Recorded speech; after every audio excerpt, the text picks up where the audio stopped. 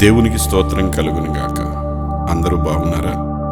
యేసు ప్రభువుని ఏదో ఒకసారి ప్రార్థించి, ఒకసారి ప్రభువా నాకు విడుదల దయచేయి అంటే చాలదు. తాపకరమైన సర్పం కాటు తిన్న ప్రతి ఇశ్రాయేలీయుడు వెంటనే ఏ విధంగా తన దృష్టిని ఎత్తబడిన ఇత్తడి సర్పాన్ని నిదానించి చూచినందున బ్రతికెను.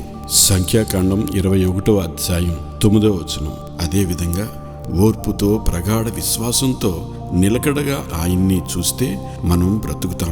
అంటే ఆయన విజయంలోని శక్తిని ఆకాంక్షిస్తూ విషతుల్యమైన మన గత స్థితి నుండి దృష్టి మరల్చి ఆయన వైపు చూస్తుంటే మన విమోచనకర్త అంతిమ విజయం నీదే అని మనతో అంటాడు.